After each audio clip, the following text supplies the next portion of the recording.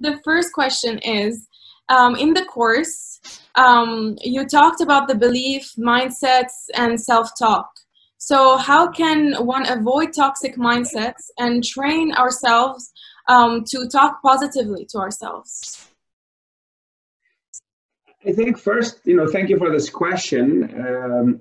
This has been the story of my life. When I was a salesperson, I remember vividly I remember sitting in the car before going in and knocking on someone's door. Mm-hmm. I used to sell knives door to door, and people on the course who have taken the course know I share a lot of those stories. And what do I think about when I'm sitting in the car? If I'm thinking about, geez, I'm going to go knock on the door and the guy's going to slam the door in my face like the other 100 people did before that person, then I'm going to be paralyzed sitting right there. And when I do that, you notice what I did. There is a principle that the brain wants to simplify things for us, and the brain will do certain things that help us form beliefs. And I call it the DGD formula. The D is about deleting. So we delete information, right? And one of the things that I can tell people before you go into, for example, when I'm speaking, people say, how do you prepare to speak? And I'll tell you that this goes back, when I was, a new sales rep standing up and talking in a sales meeting. And I've had the first experience and something happened. People at the end of that came and thanked me, said, this is really good. Thank you so much. And then at the next sales meeting, a girl comes and tells me, look, I've made my first sale. And I was like, well, geez, how did you do that? She said, well, I did what you told me to do yesterday. So I started building those positive experiences from speaking that, when I speak, I actually help people. And it happens so many times. And then whenever I find myself stuck, I'm going to go talk to a very important audience, CEO, board of directors, drive certain value. I ask myself, Ramez, when was the last time you spoke and people didn't like it? Mm-hmm. And I do this on purpose because I don't remember. So I'm like, I can think of all the positive things. So again, the concept of deleting is sometimes we get nervous because we forget all the successes we've had. Mm-hmm. So if you're selling, the first thing you want to do is maybe remember, hey, when you sold the product or when you sold an idea, or how do you make people feel when you meet them? I know for a fact, if people are taking these courses, if people want to improve themselves, because they really are genuine individuals, and at the bare minimum, they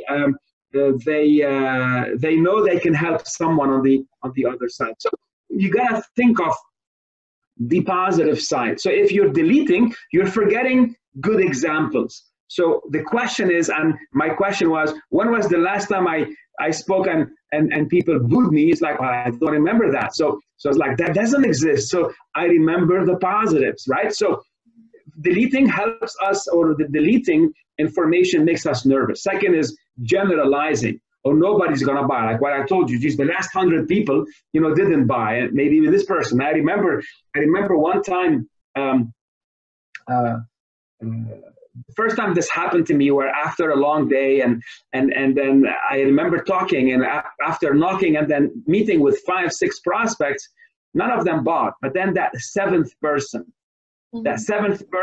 at the end of my day, I remember going in and doing my presentation, and they were the nicest person, and they loved it, and they bought like made up my whole day. And I remember that and thinking, if I would have walked in, if I would have started my meeting thinking of the negatives I've had for the day, I would have been negative, I would have been depressed. They would have seen this throughout my face. And of course, I would have invited them to disregard me, to not take me seriously, to not see that I'm really excited about my product or believing in that. So the concept of generalizing can kill you. If you generalize negatively, so nobody's gonna buy, I say nobody.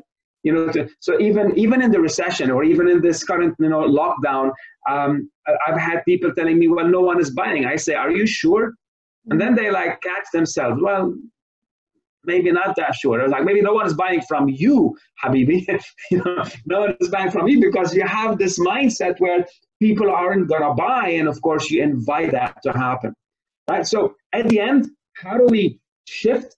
How do we avoid this toxic mindset? Number one is notice it first in the first place. If you notice that there is a negative self-talk, a negative conversation, pause yourself and say, when was the last time, or when was the last success I've had? Think of that positive experience as opposed to the negative experience, and then you see yourself getting ready for taking the right action.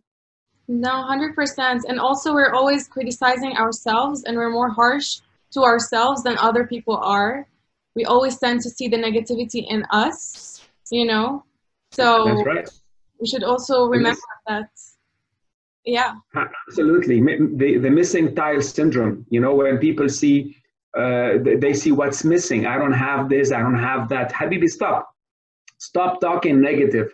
And in my leadership courses, one thing I'll tell you is I found, and I'm saying this in a very gender neutral position, but I have a lot of students when they do something called their personal development plan.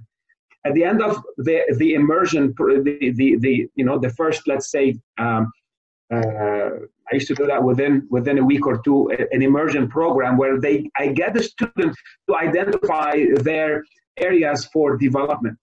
And what I get a lot is a lot of female students feel shy to speak up, feel uncomfortable in sharing their thoughts, feel that maybe they should speak up more and become more vocal. And again, it comes possibly from their upbringing, it comes from their cultural backgrounds. And I love the fact when people realize that, I am a person too, I have something to share, and then they make a decision. I think a decision comes before taking any action. Action with no decision is not necessarily the right action. So that helps them to focus on the behavior that they want to improve. So surely, people sometimes say, I'm not a good salesperson, I'm not a good salesperson. And if you keep repeating that, guess what? You're going to materialize that for sure. Yeah, you'll believe it for sure. Absolutely. Thank you so much.